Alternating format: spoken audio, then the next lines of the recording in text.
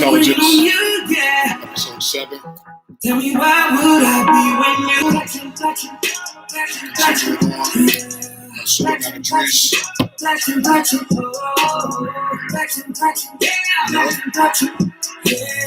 We're just going to get into it.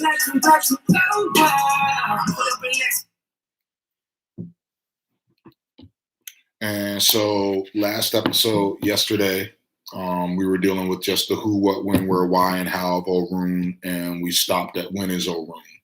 And just a quick recap, who is Orun? Orun is the proper name of American descendants of slaveries, and Native Americans currently identify themselves as African Americans. What is Orun? Orun is the name of the originary society of humanity that is now remanifest as the people currently identifying as African Americans, or remanifest in the people currently identifying as African Americans. When is Orun? Orun being the originary society that predates our current measures of history and time using solar and lunar calendars, defies time and space. Therefore, the revelation of it defies time and space, because Orun is contained outside of what we use as measurements of time. And because Orun means sky, not necessarily land, our notions of space and borders and of territories and national boundaries are necessarily redefined. So since Orun is not of time and space, but is in time and space, its revelation necessarily alters time and space. So that's the who, what, when, and now we're going to deal with where. And so moving on. Thank y'all for taking the time to deal with me. This is Melanintelligence. I'm Suleiman Idris.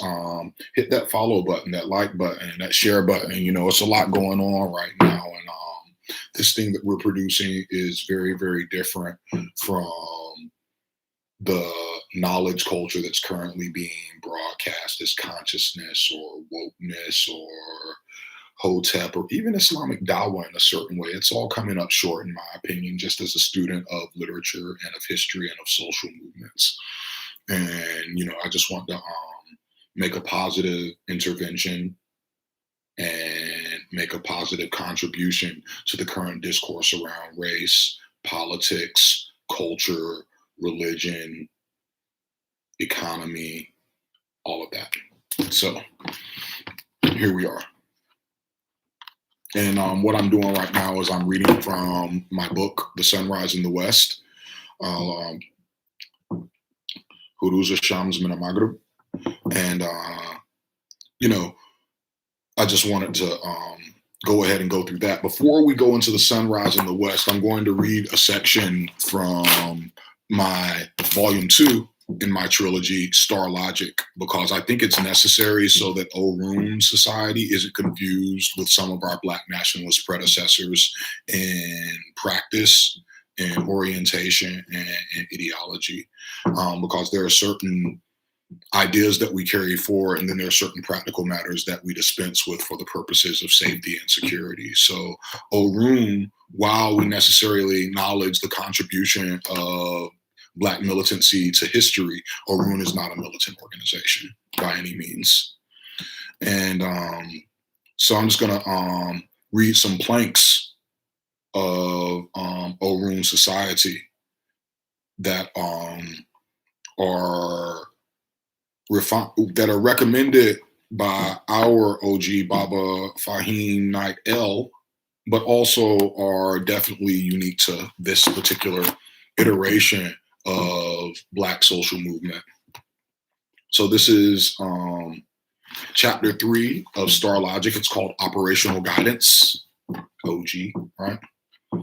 And so the first thing says, Orun mandate given by the Green Lady herself gives authoritative responsibility, superseding organizational affiliation with specific exception, Orun School, as revelation necessarily stands outside, above, and beyond, and at the center of contemporary initiatic hierarchy. Number two, Orun Nation calls for representation via a representative for inclusion in the sovereign nations, domestic and international governing bodies of the United States of America, the African Union, and the United Nations, giving the right to take action and factor in determining domestic, global, and world decision-making relative to international policy and law. Number three, Orun is not a paramilitary organization, nor is it a subversive, radical, or militant movement rooted in the objectives of treason or sedition against the United States government or any other. Nor is it in alliance with any international nations, movements, or organizations that advocate such. So whatever, them people doing, that ain't this and this ain't that. Let us be clear. Again, that ain't this and this ain't that. Number four, Orun is a law-abiding organization geared towards ending and eradicating, Number four, Orun is a law-abiding organization geared towards ending and eradicating internal domestic violence in the United States amongst various street nations that has proliferated into all manner of social discord. Number five, Orun is a non-violent organization possessing solutions, ideals. Number five, Orun is a non-violent organization possessing solutions and ideals, working to collectively solve the 5 centuries of problems plaguing American descendants of slavery in the Western Hemisphere. And that's, Operational Guidance, Chapter 3 of Volume 2 of the Times of the Sign series, called Star Logic, a collection of poiesis by me, Suleiman Idris. And I just wanted to say that so that, if anybody come to you and be like, Orun trying to start a revolution, or Orun is subversive, or Orun is foreign spies, or any of that, malarkey and gibberish they say about intelligent Black people when they organize outside of a church or a school. Number one, Orun is a school. The supreme 360 degrees of knowledge, wisdom, and understanding is a school of thought all its own. Furthermore, we are grounded in the philosophy of Christ, which says, "Blessed are the peacemakers, for they shall be called the children of God." As a Muslim, this has certain theological differences, but it sets the ideal for being peacemakers as the foundational standard of Orun. And you say peacemakers in Hebrew, and it's probably some word related to Muslim. Mu meaning a thing, and salam meaning peace. Muslim, blessed are the peacemakers, blessed are the Muslims. Interesting. But that's another conversation. I just wanted to touch on that quickly before moving on, just because, I wouldn't want people to take the conversation and make it what it's not, which is what, people love to do, especially with what is not in their interests. And so moving on. Where is Orun? Where is Orun? Orun identity times continental African reparations times Indian treaties equals modern Orun state. Let me show the formula to you on the camera right there. All right. Orun state is the rightful inheritance of ADOS, American descendants of slavery, in continental Africa. Orun state is land ceded from existent African nations as reparations for their ancestors' role in the transatlantic slave trade. The establishment of the state of Liberia right of return initiatives in Ghana, Islamic Ethiopianism, Moorish Spain, Kashmir, Singapore, South Sudan, Taiwan, and the post-Holocaust resettlement project all serve as good and bad models for conceiving the founding and maintenance of a sovereign, internationally recognized Orun nation state. Prophet Muhammad's call for hijrah, or migration, travel, gives Orun a cultural lens for thinking about reparations as repatriation and repatriation as religion.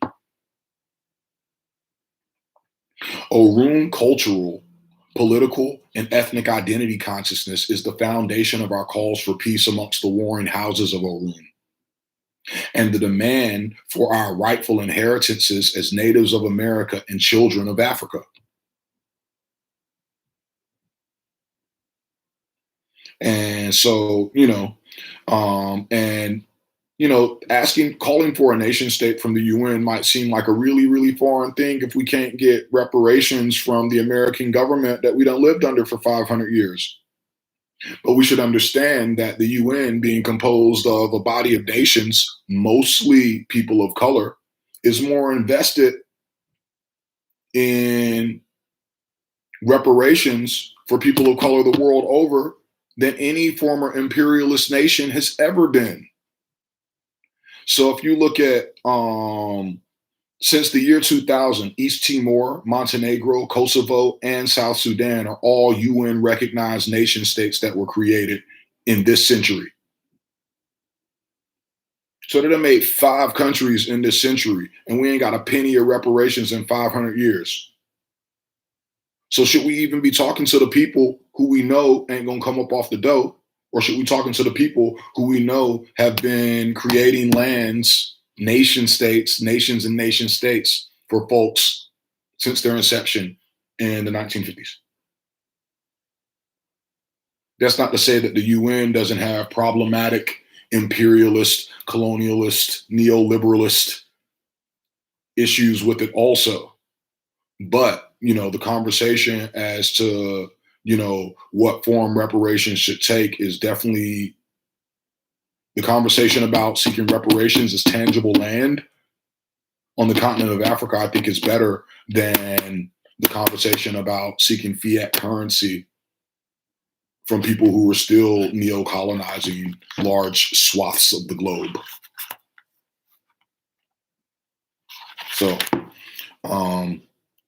Prophet Muhammad's call for hijrah, or migration, gives Orun a cultural lens for thinking about reparations as repatriation and repatriation as religion. Orun cultural, political, and ethnic identity consciousness is the foundation of our calls for peace amongst the warring houses of Orun and the demand for our rightful inheritances as natives of Africa, natives of America, and children of Africa. Ethnically, all people were and are becoming Orun, specifically through ADOS, American descendants of slavery. Orun is inside us, and this divine nation, Orun, is the identity we carry forward through our young people, the future of us all. The genes and wombs of God's people are Orun, as they were for us in the sidereal age of Orun, meteor time, when we were in possession of all. Many ADOS also identify as Indian or Native American. Indian treaties were written into the Constitution. Though these constitutional contracts have been violated, Orun calls forth the descendants of America's founding fathers to make good on their Indian treaties and pay their reparations to ADOS as Orun for the covenants made with Orun Civil War veterans, as well as the unpaid labor of our ancestors. This is the only hope for America's economic system, as all current holdings are derived from Native massacre and slave trade blood money.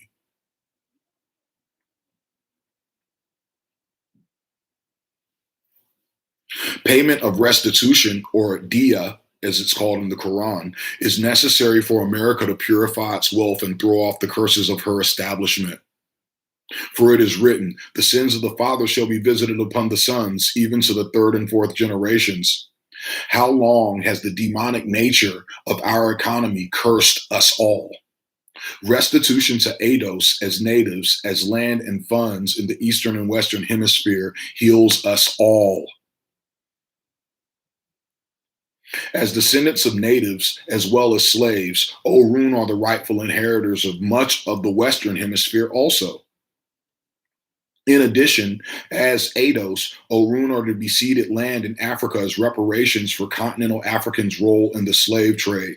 Consequently, we see that Orun are the rightful inheritors of much of the globe in the Eastern and Western hemispheres. The purpose of Jacob's eugenics, the bucking and breaking, chattel breeding processes, and brown paper bag testing was and is to present the conception of Orun angel babies, noble births, or black messiahs who can master time and space and restore Orun to its rightful place in the hierarchy of being. Why is Orun? So that was where is Orun. This is why is Orun. So where is Orun? Orun is the future nation state established as continental Africans' reparations for their role in the transatlantic slave trade. And we understand that as a future plan that can be accomplished within the next 2 decades based on the UN's establishing 4 more nations in this century. But you have to make a strategic plan. You have to set a goal. We want a nation state in Africa established by the UN and the AU in partnership, public-private partnership with other parties, governments. And once you have a goal, you can make a strategic plan for accomplishing that goal. You can ask yourself how they do that in South Sudan, how they do that in Montenegro, how they do that in Israel. And that seeking a nation state and how to establish a nation state is better than, to me, is better than the conversation of, are we a nation? How will we get together? How will we come together? You know? And so we're moving past Black nationalism into what I call African statecraft. Not African American, African statecraft. Statecraft being how you build a country and maintain it in the domestic and the international sphere. So, you know, what we've been dealing with earlier is Black nationalism. How do we get together? But Orun doesn't really have to deal with Black nationalism because we already know we nations. We got this nation, we got that nation, this nation beefing with that nation, the almighty that nation, you know? And so we already nations, it's just that our nations and tribes is beefing. Orun takes for granted that our nations and tribes are real nations and tribes. And so we ain't gotta, you know, ask ourselves the Black nationalist question: who are we? Are we nations? You know, we got people that lived in the same neighborhood for 4 generations, members of the same nation. If you in that nation, and so we take for granted that people already have their nations, and so the nationalist project has been realized in all the nations that we have as young African Americans, even if they be criminalized.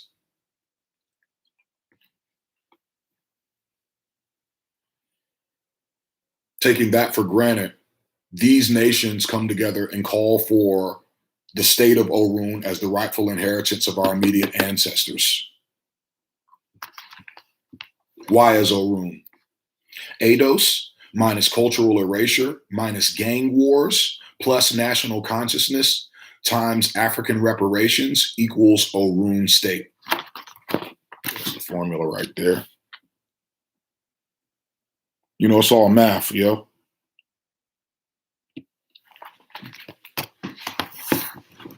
And so, you know, I mean, we got these political philosophies right here, but, you know, at the end of the day, you can't disprove a mathematical equation unless you're dealing with the terms of the equation as being veritably established. So, again, you know, the difference between this and that is that this is grounded in such a way as it cannot be refuted. The other stuff's debatable, and it's debatable because, you know, shoot, they're up there having debates about it. I wouldn't debate this. I would just say those who get it, get down, and let's get it done. ADOS have dealt with cultural erasure from slavery in the seasoning process. The seasoning process was how they beat your language and your name out of you. If you look at the movie Roots, how they beat Toby until he started Kunta, until he started saying his name was Toby, that's called the seasoning process. ADOS, American descendants of slavery, have dealt with cultural erasure from slavery in the seasoning process. In addition, ADOS experienced genocide and lineage submersion and erasure via the bucking and breaking and chattel breeding processes. So bucking and breaking is how you break somebody from their old ways. And bucking, you know what I mean, means you make them into a buck or an animal. This is what they say they do to us. They say they chattel us, they chattel breed us like cattle, and they buck us and break us. It's insane. Bucking and breaking is part of chatteling are early aspects of American reproductive population management. At different times, ethnic groups in continental Africa were unified by Egyptian, Arabic, Yoruba, Bantu, and Congolese cultures, influences, and metaphysics. Even so, many were still separated by specific linguistic markers and bloodlines according to tribe, if not geography. Groups who would never have mixed as frequently as on the continent were chatteled together with each other in New World slavery. When whites erased Orun culture, giving us Christianity and brown paper bag leadership, the frats, they used to not let you in unless you had the color of a brown paper bag or lighter. That meant that our leadership was being chosen based on its being watered down or based on its proximity to whiteness, not on its being representative of us as a people. When whites erased Orun culture, giving us Christianity and brown paper bag leadership, they submerged and eclipsed specific bloodlines that reflected royalty, scholarship, and priesthood back on the continent. These offices and the qualifications to fulfill them are not a product of democracy. One could not be elected to these positions by solely earthly criteria. The principles for accomplishing these social, cultural, political, and religious roles were understood to be carried in the blood of particular families. Hence, there were families of kings, families of scholars, families of priests, families of warriors, families of merchants, families of farmers, etc. And the knowledge of these practices and trades were held in specific traditions reflected in the community, language, and custom. Families and tribes mixed in specific circumstances for specific purposes. In this way, royal bloodlines, spiritual authority, and earthly power and social equilibrium were maintained. Elijah Muhammad used to say, 3 things your enemies will never teach you: the science of economy, the science of war, and the science of breeding. I'll just leave that there. Genetic manipulation and population management were necessary for whites to build the U.S. on the backs of Orun. The purposes of whites bucking and breaking chattel breeding was specific. It was to breed the strongest, most robust workers and the least intelligent slaves. This genocide by breeding drowned not only our specific ethnicities, but our specific traditional lineages according to spiritual authority and earthly power. Kings, queens, counselors, generals, priests, priestesses, merchants, and farmers alike were denied the right to choose their own mates and direct our future in the new world, choosing wives for us, making babies through us, making us raise them. Craziness. Not only that, much of our royalty was executed and submerged in Badlo, beneath the waves, having not survived the Middle Passage. In Badlo is a Haitian Creole term. It means underwater or beneath the waves, poetically. And so, since so many of the ancestors of Africans in the New World were executed during the Middle Passage and dropped over the boat into the water, in Haitian voodoo, they say that underwater is the abode of the spirits of our ancestors. And so I use the term Mbadlo, just to represent that I'm not the first one to say that they were submerging our ancestry and our lineage underwater. In actuality, it's inherent in understanding the cosmology of Afro-Indigenous religion in the New World.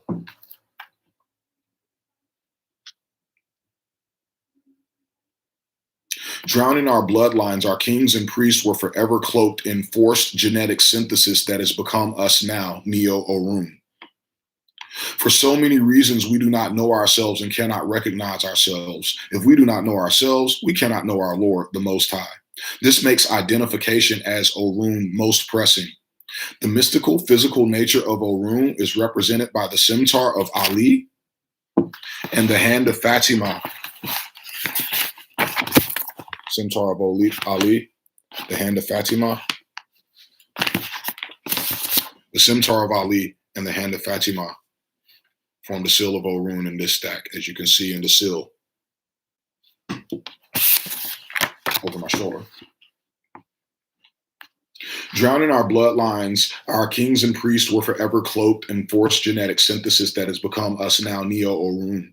For so many reasons, we do not know ourselves and cannot recognize ourselves. If we do not know ourselves, we cannot know our Lord, the Most High. This makes identification as Orun most pressing. The mystical, physical nature of Orun is represented by the scimitar of Ali and the hand of Fatima, Hussein's parents, on the seal of Orun. The hand of Fatima and the seal of the hand of Fatima and the scimitar of Ali. Scimitar means a curved sword, an Arabic sword. The hand of Fatima and the scimitar of Ali also represent the revelation of Orun, Israelite and Ishmaelite, royal and scholarly priestly bloodlines after having been eclipsed by Jacob's eugenics. Jacob's eugenics is a reference to the graftation of Yaqub. And the graftation of Yaqub is not understood as a prehistorical creation of white people in Orun school. The graftation of Yaqub is understood as the brown paper bag test of the fraternities and sororities, which ensured that real Black kings would never achieve leadership in the African American community because the brown paper bag test ensured that you were mixed with whites.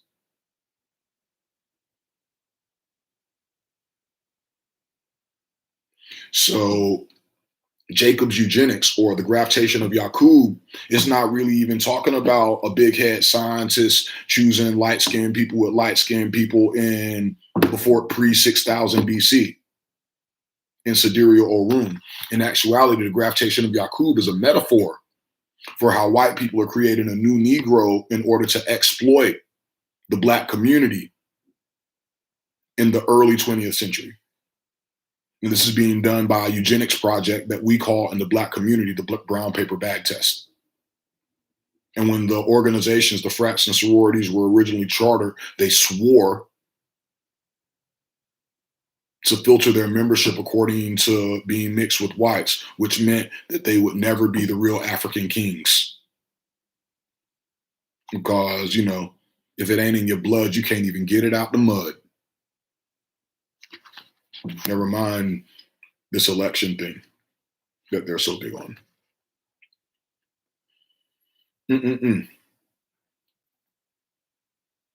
So that's what Jacob's eugenics is. All right. So the revelation of Orun, Ishmaelite, and Israelite, royal and scholarly priestly bloodlines after having been eclipsed by Jacob's eugenics. For it is written in the book of Revelation, and has made us unto our God kings and priests, and we shall reign in the earth, and we shall reign on the earth. Houses of Orun are different Eidos sects, orders, fraternities, sororities, and organizations. Many houses of Orun Nation are at war. Crypt houses war with blood houses. Folk houses war with People's Nation House. And the House of Vice Lords, Latin King's house is allied with the House of People's Nations. Is there tension between Muslims and Prince Hall Masons? These divisions are used by common enemies to kill Orun communities and limit Orun local and global political powers. Diabolicals are enslaving Orun young men in prison and are leaving Orun sisters and mothers and daughters at the mercy of our historical rapists, white men. Local police capitalize the most off beefs between warring houses that spiral into death for generations. Most peace treaties that are brokered between gangs in the name of one martyr usually end up being broken in the name of the next martyr. There is typically no system for negotiation and peacekeeping amongst Edo sets, street tribes called gangs. Creating a system for cultivating peace amongst the sets and maintaining that peace is critical. To quote Dr. Martin Luther King regarding the Nation of Islam's assassination of El Hajj Malik Shabazz, we must learn to disagree without being violently disagreeable. It is better to be divided by truth rather than united in error, but truer words have never been spoken.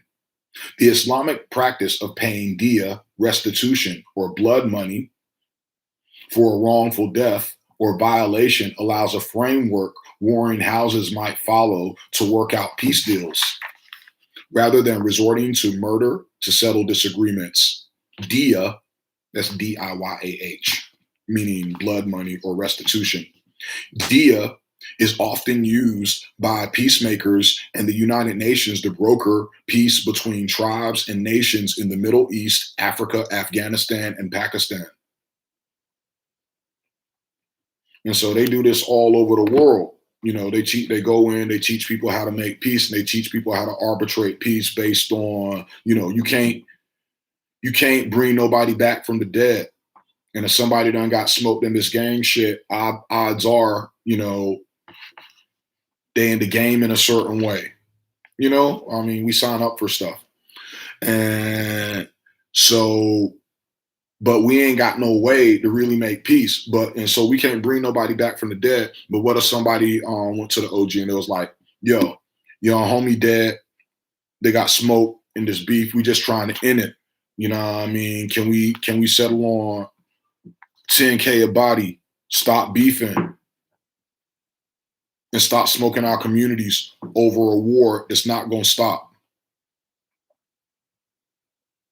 How do we stop a war where both sides have legitimate gripes, have real issues?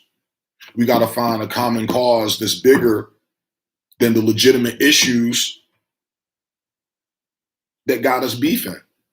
But yeah, it's legit. Yeah, you done lost a cousin. Yeah, you done lost a brother. It hurts. Every day still. I might get off the internet and start crying for all my dead homies. That being said, is it something bigger that if we was engaged in that would make riding out for our homies counterproductive? And so, we know if we want a nation state, the UN don't deal with nobody who beefing and warring. And the Africans ain't going to accept African Americans if we can't have peace in our communities. So let's say we do want to establish Orun nation state. Is that not a bigger picture that can lend itself to us having a conversation about beef domestically in the United States? About peace and beef domestically in the United States, if only so that we can gain traction in the international community and have a place of peace for our own internationally in Africa. So, the bigger picture wherein we identify our common history and our common interest and our common future goal is the foundation by which we call for paying diya, restitution for the wrongful deaths of all our homies in all the sets. And then with that piece, we can say, all right, our separate nations are now nationalized, and we call for the UN to deal with us like a real people, like it deal with all them other real people. Moving on. Thank you for taking the time to listen, y'all. All right. So diya is often used by peacemakers in the United Nations to broker agreements between tribes and nations in the Middle East, Africa, Afghanistan, and Pakistan. In part, La Cosa Nostra's practice of paying restitution comes from Sicilians who were occupied by Moors for centuries. So when the mafia got beef and they don't want it to spill out into the street, they pay some money back and forth. But they got that from the Moors. They got that from the Muslims when they was occupied. Like they was occupying Spain. They occupied part of Italy too. That's why the Godfather always got to be a Sicilian, because he got to be mixed with a Moor. That's why the Sicilians are darker. And Southern Italian cuisine is better than the Northern Neapolitan cuisine. Because, you know, it's on the Mediterranean, got spices. In part, La Cosa Nostra's practice of paying restitution comes from Sicilians who were occupied by Moors for centuries. You're only as good as your options, and many other organizations practice dia, or restitution, or paying blood money, while Edo sets, the warring houses of Orun, overwhelmingly ignore it. This is why beef between black gangs seems to go on forever, much like an Arab vendetta in Jahiliyyah. Jahiliyyah is the Arabic word for ignorance. It means the way the tribes was beefing before Muhammad came and united them with Islam, a greater common goal that also told them what their common history was. Identification of Edo sets, the warring houses of Orun, as Orun society for peace is the most pressing matter of the 21st century. All the sets and houses of Orun have members who practice Islam, whether inside or outside of prison. In the least, all sets have members who are familiar with Islam. This makes Islam and Muslims the most practical, unifying culture and peacemakers in Orun negotiations between warring houses. With the Dia peace of Orun initiated, Orun nation calls for our rightful inheritance in the Eastern and Western hemispheres as reparations to our unified body. We are blessed to see Orun as the newest nation state of the 21st century. As the Holy Quran says, Qad aflaha mu'minun. Surely the believers are already successful. We praise the Most High for making us successful in this most worthy of endeavors. Ameen. How is Orun? Orun consciousness plus migration plus repentance equals Orun state equals kun fayakun, be and it is. Will to be. Orun is born of necessity of existence and necessity of identity. Thus, Orun is destined as much as it is necessary. Historically, Orun nation is born primarily of the blood sacrifices of the Middle Passage and Orun Civil War veterans. Secondarily, Orun is born of the peace between the warring houses negotiated via dia, restitution, or blood money payments of the different sects in the 21st century. Dia, used to negotiate an immediate truce, also ensures that lasting peace can be maintained from the top down and from the bottom up. Creation of truces with dia, or restitution, and blood money using the United Nations negotiating standards is one step towards recognition as a legitimate nation with nation-state potential in international community.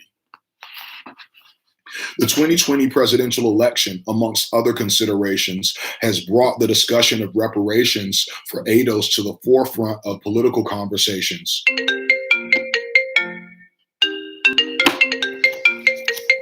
See?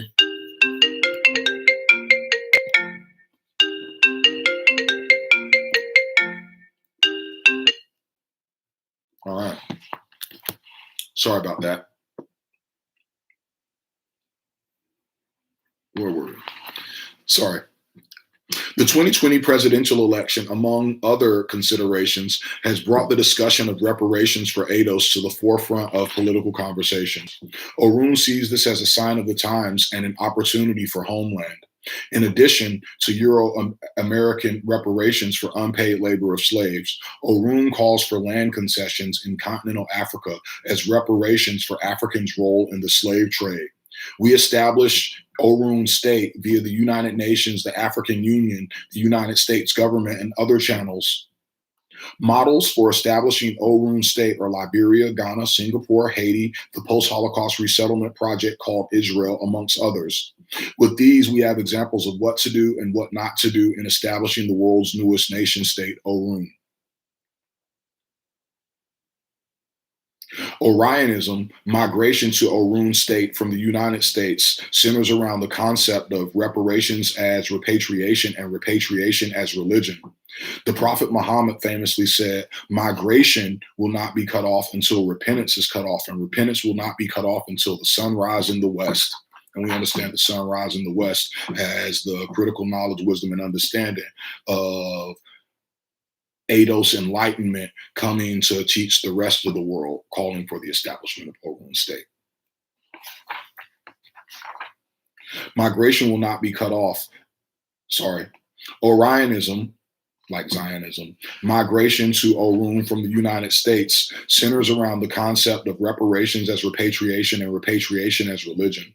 Prophet Muhammad famously said, migration will not be cut off until repentance is cut off, and repentance will not be cut off until the sunrise in the west. The process of regaining our eclipsed culture and teaching its application to the nations, beginning with our nation, Orun, is the enlightenment referred to as the sunrise in the west by the Prophet Muhammad. Islam is the common culture amongst Orun. Dia, peace, is the foundation. Restitution is the foundation of peace. Muslims are the primary peace negotiators. It follows that Muslims, members of all sects, houses, and orders of Orun, will follow the Prophet's command to found the Orun state and migrate to the state from the U.S. Since the Holy Quran says, Qad afliha mu'minun, surely the believers are already successful. We praise the Most High for making us successful in this most worthy of endeavors. Ameen. And all right, and so I'm gonna go ahead and read this next section called Orun Global Identity Politics. Orun Global Identity Politics. When Orun formed the nation, we will be that people which it wills to be.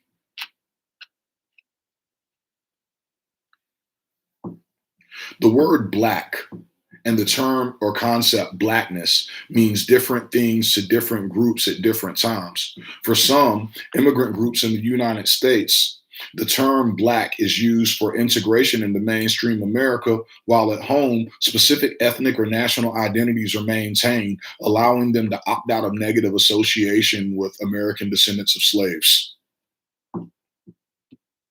Negative use of the term Akata by continental Africans is but one example of these divisions. Black, in terms of light, is all pigments or colors compiled into their sum total and terminal origin, their beginning and end together. Only Eidos, American descendants of slaves, as Orun, are black in the spectral ethnic sense. Orun mingle with all the tribes of the planet, collapsed together by the capital enterprise. In addition, in the wake of slavery, Eidos have had neither specific ethnic nor national creed. This assemblage of erasure and identity possibility is unique to Eidos. Correlating this erasure and identity crisis, correcting this erasure and identity crisis is one of Orun's major projects. Most ethnicities and nationalities prefer marriage amongst themselves, while Eidos intermarry at higher rates than any other group. The last time Orun genotype compilation of ethnicity existed was in the hereditary originary point of mankind, because after Babel, linguistic difference led to tribal specificity. Most modern nation states are thus formed of real nations, specific ethnic and language groups, themselves collections of such tribes. If a people of African descent, if people of African descent are black, then Eidos are black, doubly black, if you will. Orun is the triple darkness. Jamaicans, Nigerians, Fulani, and Brazilians, for example, may identify as black when in the company of American descendants of slaves. They identify as their particular ethnicity or nationality when amongst their kin, though, and rightfully so. Non-Eidos continental African descended peoples are not necessarily black amongst themselves, because their national and ethnic identity supersedes their racial consciousness. Eidos, Orun, are black amongst others and are black when we are amongst ourselves, because our racial consciousness supersedes any nationality because we ain't got none. Orun are wholly black as a compilation of all ethnicities, black, red, white, yellow, and brown. Other people are constituent, ethnic, linguistic, or nationalist components. This stable, whole, complete Orun blackness is unique to Eidos and reflects our originary gene pool of the primary peoples of the planet Earth and the darkness of let there be light. Orun, as Eidos, were enslaved via conspiracy between Europeans, Arabs, Jews, and continental Africans. Pan-Africanist global and diaspora blackness ideals partially come from African slave traders or their descendants being double-crossed by colonizing Europeans. Decolonialism is New World slave revolts exported back to the continent. With genuine intent or not, given the sins of the father, Pan-Africanism refined into Orun is the only paradigm that can mediate the reality of neo-colonialism. This is another point that makes establishment of Orun society necessary. Pardon me. This is another point that makes establishment of Orun state necessary. The ideal of global blackness has little tangible reality in Africa with all of the divide and conquer tactics. The ideal of global blackness has little tangible reality in Africa with all of the divide and conquer tactics and tribal genocides instigated on the continent. Nowadays, Pan-Africanism seems dubious coming from continental Africans and naive coming from Americans.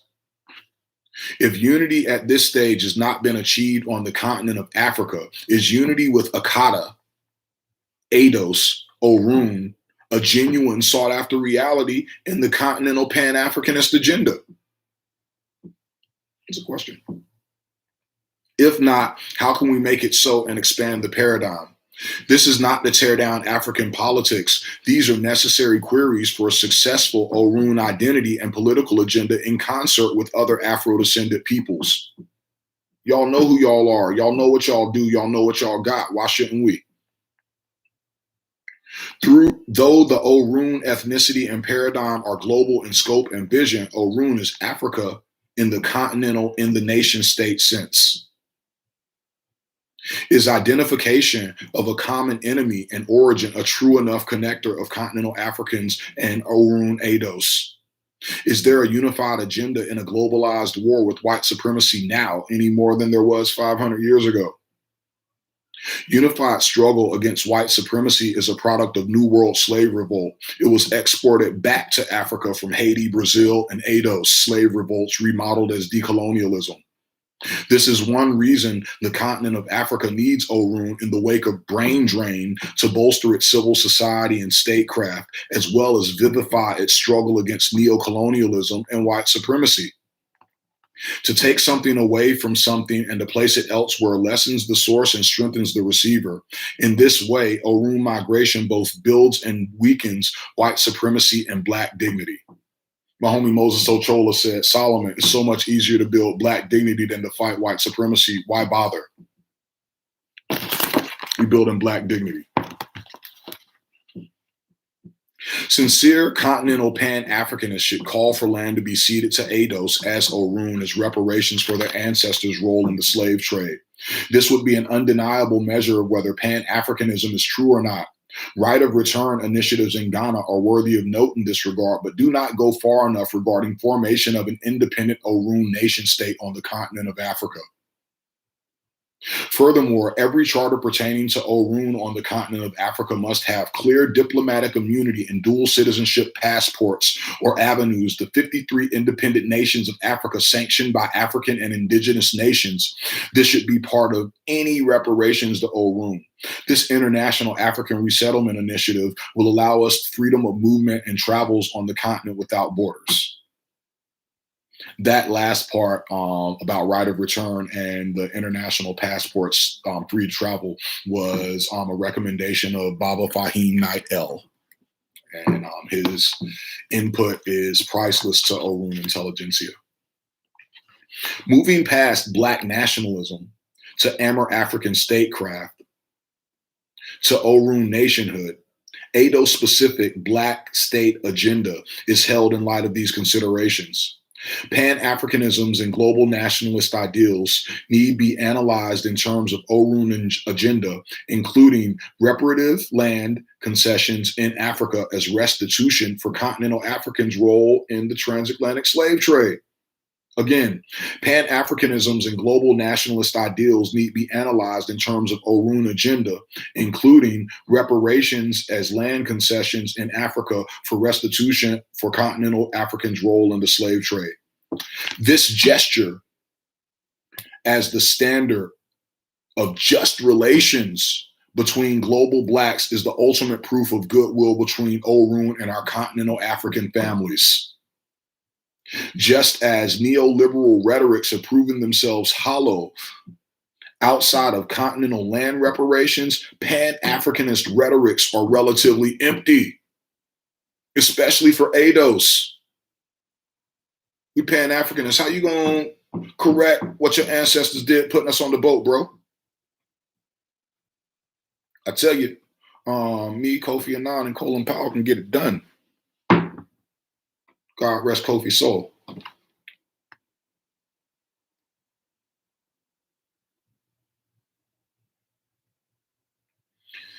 Pan-Africanisms and global nationalist ideals need to be analyzed in terms of Orun agenda, including reparations.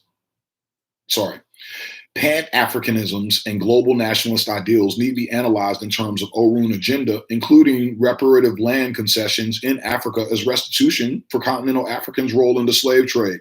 This gesture as the standard of just relations between global Blacks is the ultimate proof of goodwill between Orun and our continental African families. Just as neoliberal rhetorics have proven themselves hollow outside of continental land reparations, Pan-Africanist rhetorics are relatively empty. In the legitimate globalized struggle against white supremacy, Orun is the supreme asset. This view rounds out American reparations talks with repatriation discussions. And so, that was, I'm going to stop right there. And so that was the who, what, when, where, why, and how of Orun. I'm Suleiman Idris. I'm an author. These are my current releases: The Sunrise in the West and Star Logic. They're on Amazon. Also hit the share and the like button. Reach out, put your comments under. Let me know what y'all think about this. And if there's any conversations that y'all feel like I need to be a part of going forward, please feel free to reach out to me. My email is melanintelligence@gmail.com. I'm also at Melanintelligence on Instagram and Twitter. And thank you for any and all considerations. Thanks for taking the time to listen to us. Peace be upon you and yours. Salute.